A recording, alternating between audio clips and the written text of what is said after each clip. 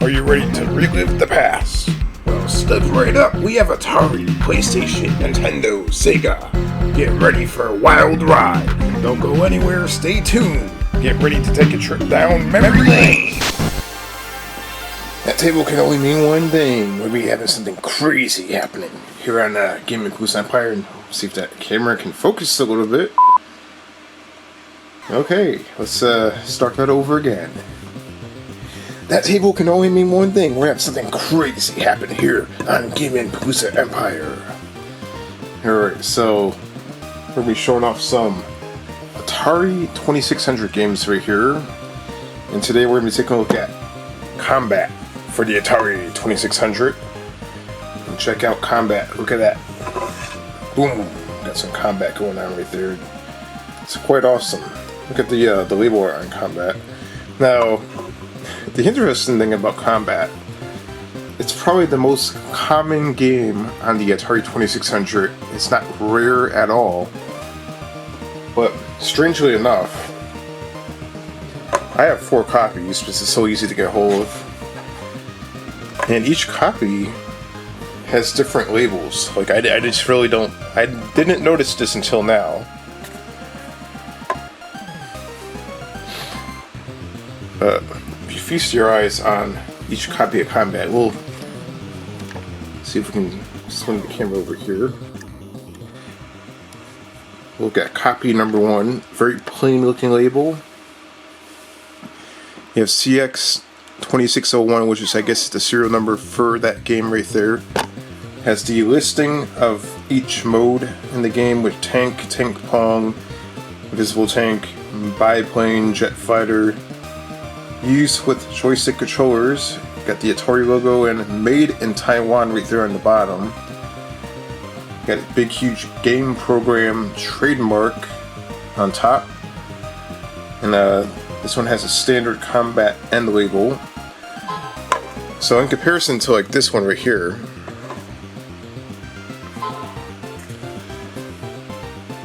the game program actual wording on the top is much larger, and the letters are more spaced apart. They have Combat, and once again, the letters don't look quite as bold as what you got there. And the games appear to be exactly the same as listed. The font looks a little bit bigger. The color also looks a little bit more dull. And then you have the serial, or the little CX2601, which I think is the serial number for that game. If you look that up, it probably comes up with Combat. And you got the Atari logo right there. And on this one, the Atari logo was on the bottom and the CX2601 was on the top. This one, really bizarre. It says 01 Combat. I have never seen a Combat game with a 01 on the end label. This I actually found at Game Exchange, and they had a gazillion copies of Combat, but this is the only one that I saw that actually had an end label like that, which I thought was kind of bizarre. So, definitely much different than that one right there. Let's do a little comparison. I'm pretty sure there's a lot more copies of Combat that are different than what I have. But those two right there are quite different. And then of course you have this version of Combat right here, which actually has a proper label on it with really nice artwork. And this probably came out later on. It's probably a revision of it, CX2601. I would imagine that the earlier Atari games probably looked more like that, and the later ones probably end up getting the nice art on the front. And this art is actually pretty cool. Got all hell breaking loose right there. You got the army tank right there on the bottom. Got like a fighter planes up here on top, dog fighters there. Looks like more tanks down here on the bottom. It's a huge like war going on right here, and it kind of ties to both sides of the games, like the biplane and the jet fighters, and the tanks all together in one. on one label, like one huge war going on. That's actually pretty cool. Whoever made that label did a pretty good job. So we have game program used with joystick controllers, combat. So yeah, this one's quite a bit different than the other two, and of course you have your standard combat logo right here on the bottom, which kind of looks a little bit more brighter. Let's see if we can zoom out here for a second so we can actually see what we got going on. And compared to like this one right here, this is the really odd combat end label. This is probably the most standard one right here, and this is the one that has an actual graphic on it. It's a little bit more brighter. And then we have this one right here. Now at first glance these two look the same, but there's one noticeable difference here. One thing that's noticeably different is the Made in Taiwan right here is not on this label right here. It's kind of different. The font on this one's a little bit brighter. So if you notice, I don't know if you guys can see that on camera, but the font, the red on this is a little bit brighter than that side. It looks, also the CX2601 is more bold on this side. Same thing with this is more bold as well. So I'm not sure what the deal is here, but it appears that there's like a bunch of different versions of combat, same exact game, but I mean it is crazy. I don't know if maybe some of these are counterfeit or what. I mean, could that be a possibility? Maybe, I don't know. Let's see if we can actually look here. And right here, let's see if we can actually zoom in here. There's actually a really small register, trademark, whatever that is, right there on the side. And this one is more dull. I'm pretty sure the end labels are pretty much the same right here. Never bother looking at the back of the cartridges, but they all look the same. That's weird. So, anyways, now that we got that out of here, I'm pretty sure there's probably even more copies of Combat that are different. These just happen to be 4 that are completely different from each other that I own. I own somehow 4 copies of Combat. I had no idea that I actually owned that many copies of Combat. But we're going to be checking out Combat on the Atari 2600 if you haven't figured that out by now. And I'm pretty sure that these are all the same game. There's no reason to do a comparison. They just have different labels. So we'll pick out the cartridge that probably looks the best. Let's see here. This is the one I bought recently. This is the most recent one right here. So maybe we'll try that one out. Wonder if they weigh differently. Let's see here. Should be about the same. I should get a scale. For a second I thought this one felt heavier. I don't know why. Well, we'll try this copy of Combat. This is definitely a more bizarre end label, 01 Combat. So we'll pop that into the Atari 2600 Junior. And we will check out Combat on the Atari 2600. Stay tuned.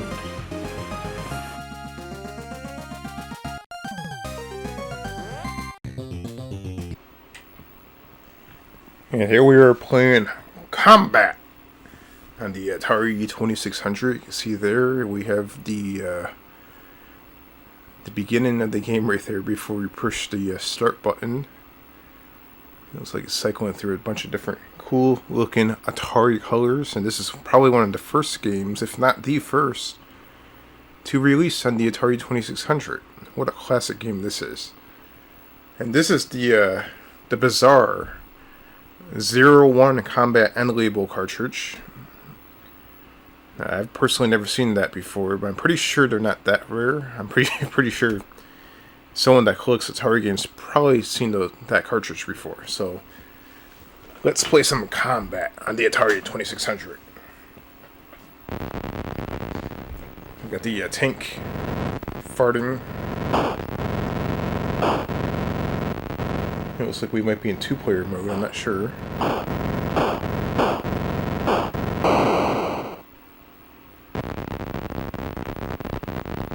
So basically, you have red versus blue. This is the first red versus blue game right here.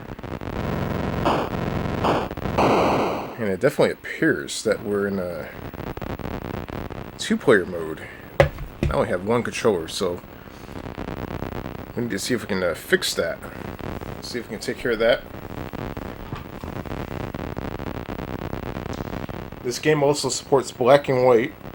So if you turn the black and white switch on, it actually supports that, which is a nice little feature to have.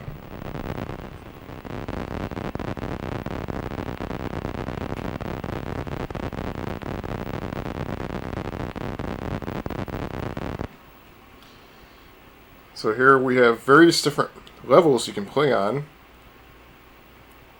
Of course, if you get it all the way up to here, you have planes and jets and whatnot. You can play all different types of games right here. This is Combat, so it's basically way before Call of Duty and Battlefield, you had a Combat.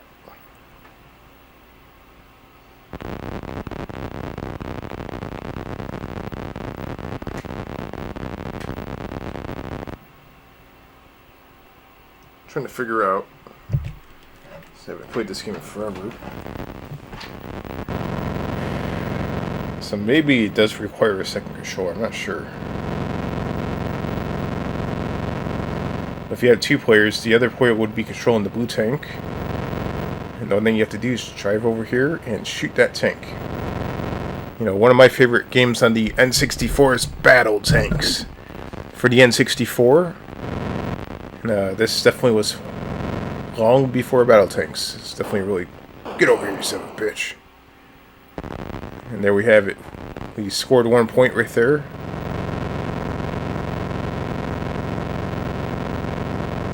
You can think of this as in Halo they have the Scorpion tanks. The red versus blue team. So this is your first Scorpion tank.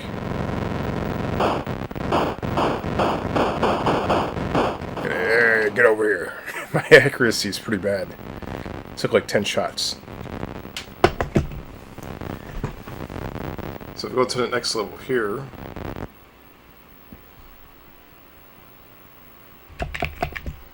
Alright. So the question is, maybe we have to plug it into the right controller slot. Let's try that out.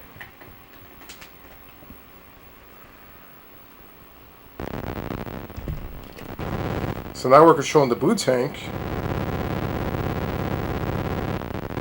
And that the other tank appears to be not red this time. It appears to be like yellow looking. Look at that. It's got a yellowish looking tank.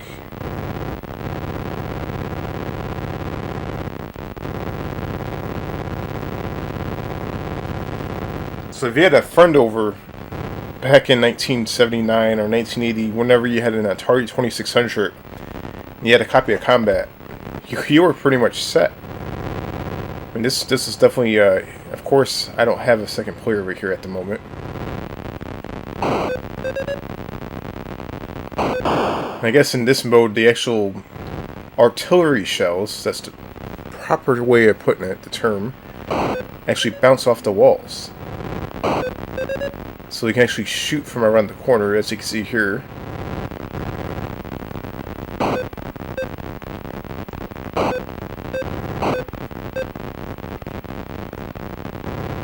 I didn't quite get him that time, but so let's see if we can do a trick shot.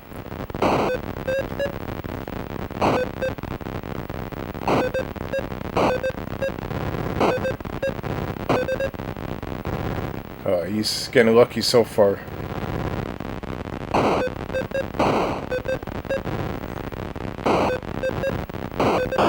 Yeah, I got your ass.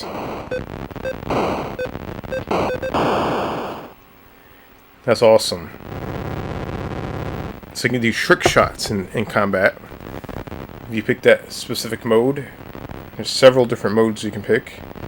This is Tink Pong. So in Tink Pong, your actual artillery shells can bounce off the wall like Pong. So it makes the game even more challenging, more fun. Tons of replay value. So Tink Pong is, as stated right here,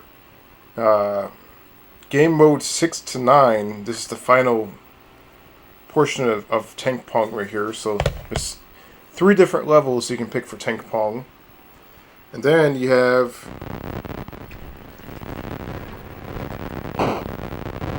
Invisible Tank.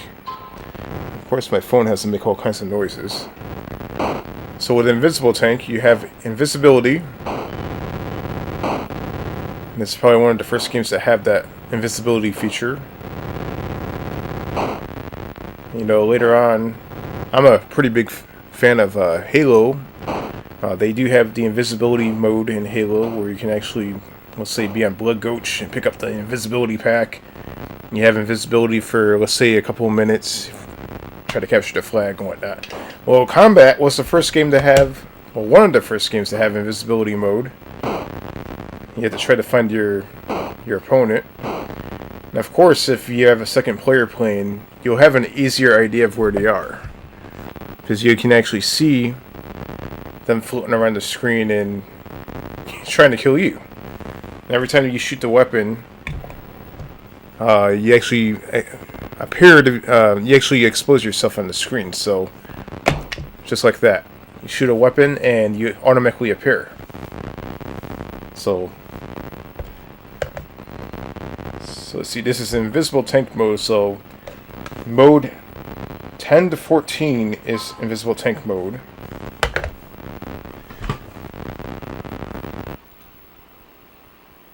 So here we have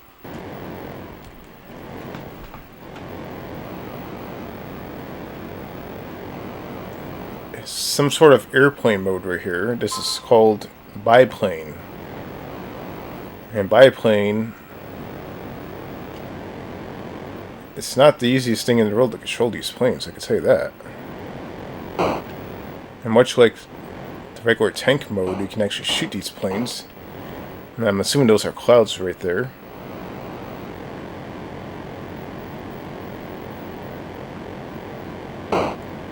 So the whole object of this is you have to kill your opponent.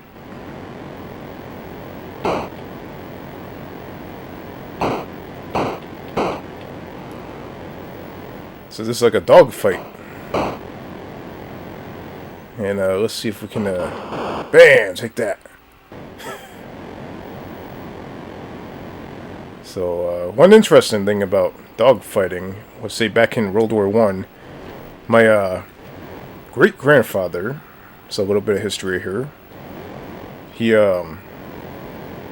migrated from Syria through France into the United States, joined the United States Army, and he was like one of the first group of guys that actually repaired aircraft for the military in the United States. So that was something interesting. So this game reminds me of like the old dogfighting planes from during that era.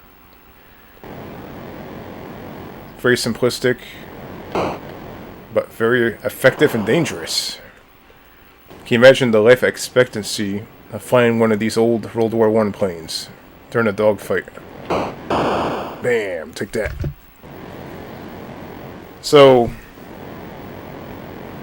let's see, game mode 15 to 20 is biplane mode. 21 to 27 is jet fighter mode. So let's go to jet fighter mode. 21.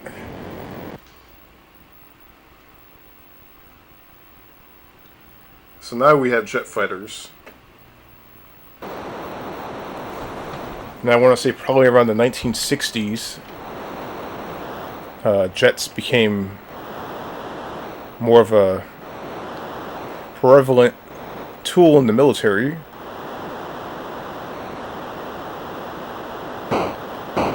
Get here.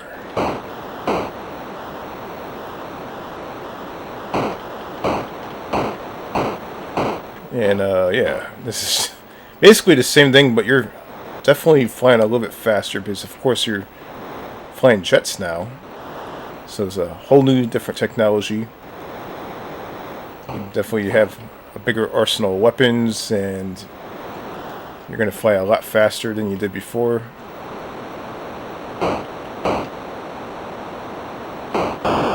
And I got that guy, and these big, huge blue things right here in the center of the screen, those are definitely clouds. You can see you can fly through the clouds and disappear.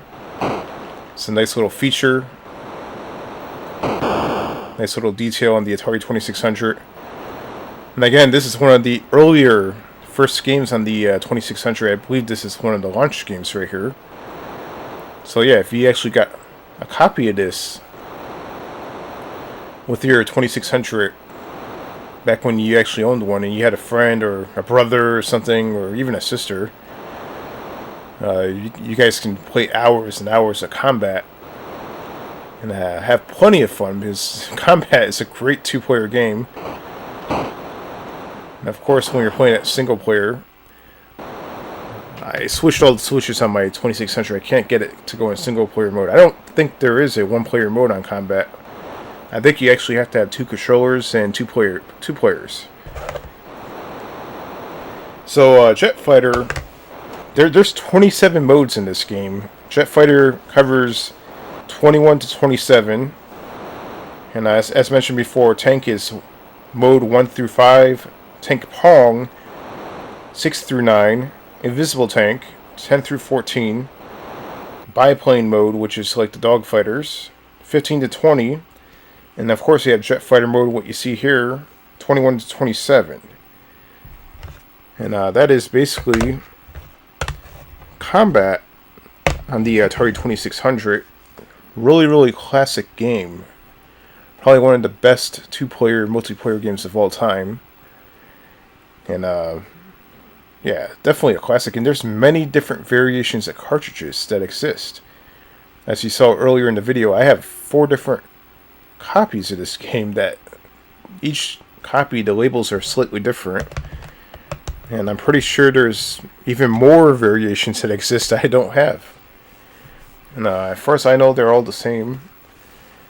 So yeah, that's Combat on the Atari 2600. What a classic game that is. And there is a second Combat that's unreleased, but if you get one of those Atari retro plug-and-play game consoles, sometimes you do find, I think on the 3rd or 4th one, it does have a copy of Combat 2. I'm not sure which flashback game console has it, but I know one of them has a copy of Combat 2 that you can actually play, and it's actually pretty cool also. It's just like Combat 1, but a little bit more detailed, more flexibility, more different things you can do. And it's a shame that that game never released on the real 2600 console, because it would have been cool to have a second Combat. So if you enjoyed that episode of Memory Lane, don't forget to give a thumbs up and comment down below, and share your favorite memories of playing Combat or any two-player game on the Atari 2600. What a great gaming console that is.